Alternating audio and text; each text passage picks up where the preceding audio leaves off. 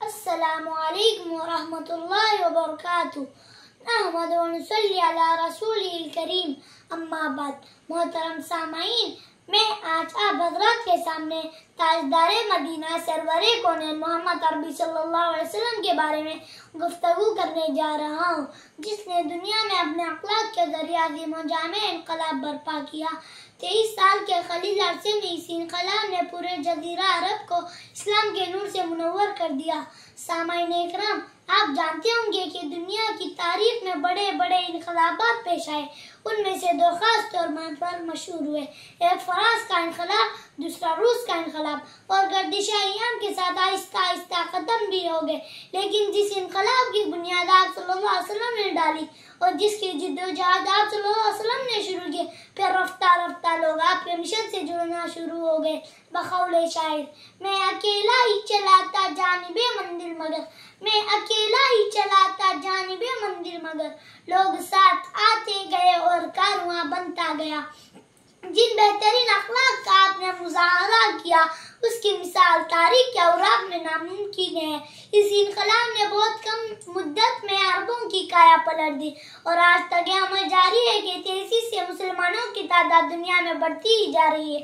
حضرات، انہی اخلاق کو آپ نے لوگوں کے ساتھ عملاً برتا۔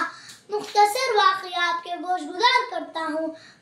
بخاری شریف میں یہ واقعہ موجود ہے ایک دن مسجد نبوی میں ایک بدو آ کر اچانک پیشاب کرنے بیٹھ جاتا ہے۔ صحابہ اسے روکنے کے لیے دوڑ پڑتے ہیں تو رسول صلی اللہ علیہ وسلم انہیں روک دیتے ہیں اور فرماتے ہیں، ابھی اسے پریشان مت کرو، بعد میں اس جگہ پانی ڈلوا دیتے ہیں۔ اس بدو کو الگ سے بٹھا کر سمجھاتے ہیں کہ یہ نماز پڑھنے کی جگہ ہے، یہاں ایسا کام نہیں کرتے۔ معزز سامعین، یہ عمدہ سلوک اور اخلاق کریمانہ صرف انسانوں تک ہی محدود نہیں تھے، بلکہ جانوروں کے ساتھ بھی آپ کی رحم دلی اظہر من الشمس ہے۔ عرب میں جانوروں کے ساتھ شدید مظالم ہوتے تھے۔ آپ صلی اللہ علیہ وسلم نے سب پر پابندی لگائی۔ ایک مرتبہ ایک اونٹ کو دیکھا جو بے حد لاغر تھا، اس نے کراہتے ہوئے آپ صلی اللہ علیہ وسلم سے شکایت کی۔ آپ صلی اللہ علیہ وسلم نے اس کے مالک کو بلا بھیجا اور فرمایا، ان بے زبانوں کے بارے میں اللہ سے ڈرو، اے وہ کریمانہ اخلاق تھے جن کی بنیاد پر ساری دنیا میں دین کا پرچم ہوا۔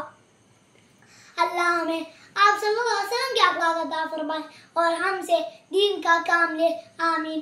وآخر دعوانا الحمدللہ رب العالمین۔ خود نہ تھے جو راہ پر اوروں کے عادی بن گئے، کیا نظر تھی جس نے مردوں کو مزیحا کر دیا۔ جزاک اللہ۔